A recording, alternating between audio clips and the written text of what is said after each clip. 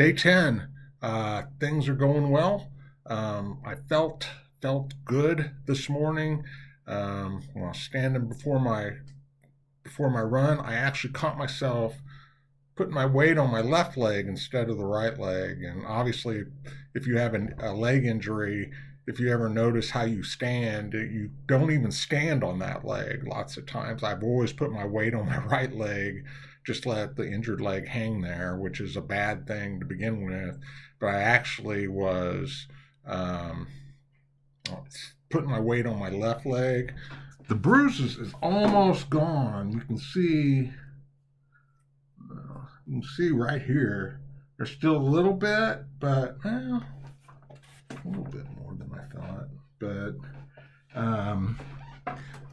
it's still healing, and I did some research on, obviously knee extensions, because that leg extension, that's kind of what I did. I did the splits kind of backward, all the way, and then some.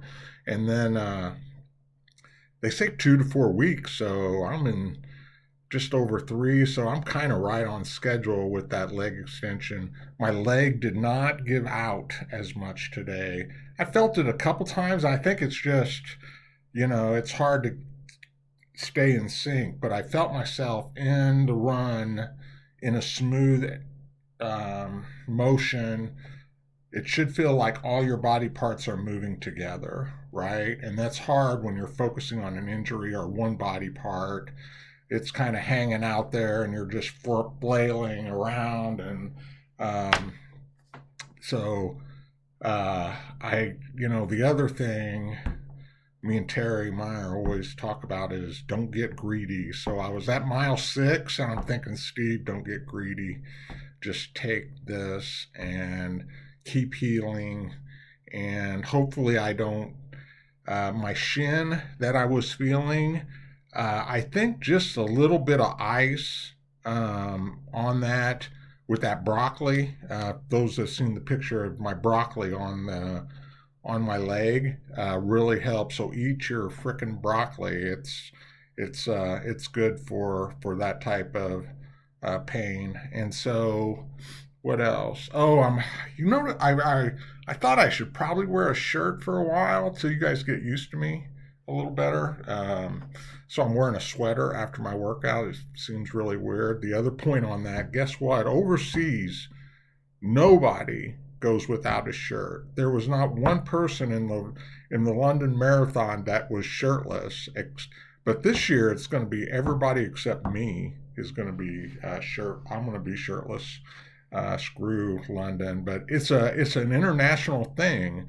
There's a 3-hour marathon group in out there on Facebook that I'm in, and a lot of international runners on there, and they always talk about somebody posted a picture. He must be an American because he doesn't have his shirt on. What craziness, like what are they talking about, right? And so 6 miles today.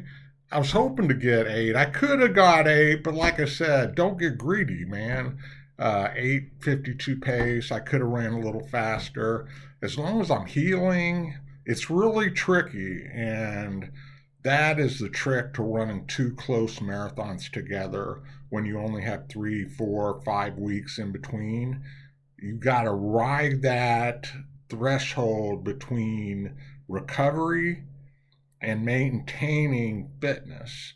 And if you ride it just perfect, you can turn it around and actually maintain some fitness. I think best case is you can maintain 70-80% of your fitness if you ride that recovery maintenance line close. It's dangerous. There's some danger points in there, and if you're younger, you don't have to address those. But if you're older, when you lose fitness, it is hard to get back. It's an old car. Once you stop driving it, I mean, if you want to pull it back up, it is a tricky, it gets even more tricky than that. So I've seen a lot of master runners say, hey, how do you do this? and they say I stay fit all the time, and they don't lose it.